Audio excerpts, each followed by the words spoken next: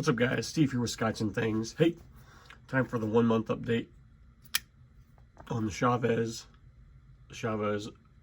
American made knives 228. I don't know what else you can say about a Chavez other than it looks like a brick. They're pretty square. I mean, I really like the look, but it looks like it would be uncomfortable. Like I said, it just looks like a thick rectangle, but it fits really, really well in my hand. And the action is just amazing. This is a version 2, I believe. And I'm trying to figure out, and it's kind of hard, I think I might ask in one of the groups how long these were made for. Because like you said, you can't get these anymore. You can on the secondary market, but it's really hard to, like I said, find one that is unmodded. And so what I've been able to figure out is the anodizing is modded, and I'm not sure if the scale texture, you see those, if that was a mod or if that came from factory. Not sure. But yeah, I mean, what can I say? It's everybody who handles this knife thinks it's great. My buddy, my brother, everybody loves it. And my brother hated my first Chavez. He didn't like my Redención Street Ultramar. Excuse me, cup of coffee. So he did not like that, and he loved this knife. So I don't know, it's just a really good looking knife. It's got, like I said, great action. It's a worker, man. I mean, it's just rock solid. You know, it's, for how old it is, it's just, and who knows, the people who have had it before me, how hard they used it or how much they carried it. But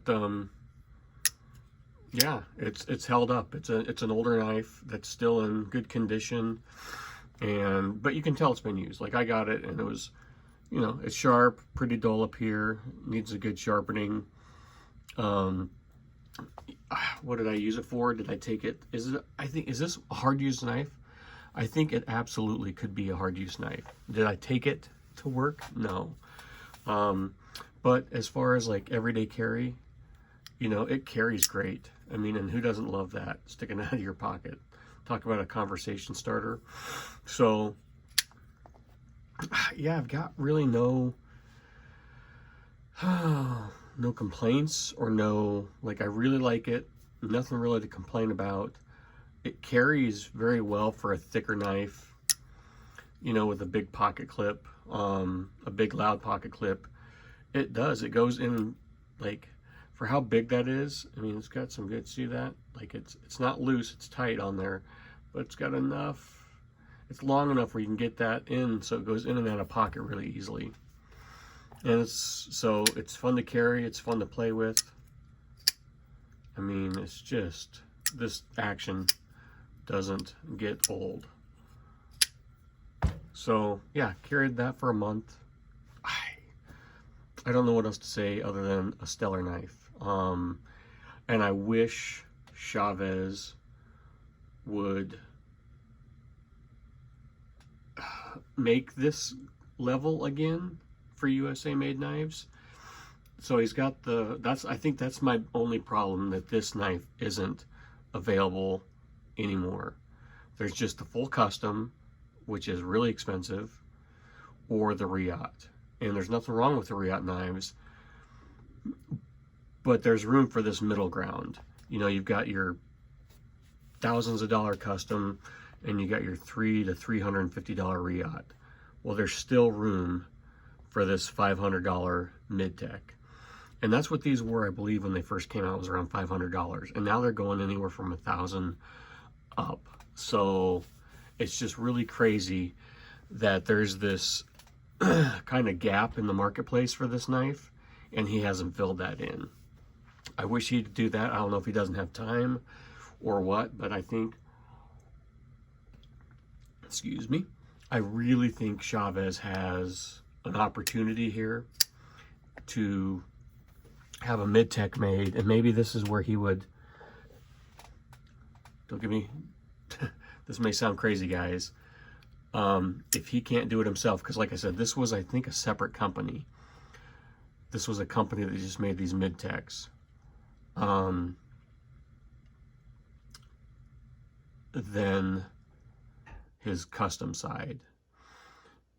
This would be, how awesome. I mean, this is fairly, you know, and I'm not Ramon Chavez, but this reminds me a lot of kind of the Strider .75 AR. This very easily is a knife that Chavez could have Greg Medford make for him. Call me crazy, but I see a lot of lot of similarities, and I think Greg could probably pull it off really well.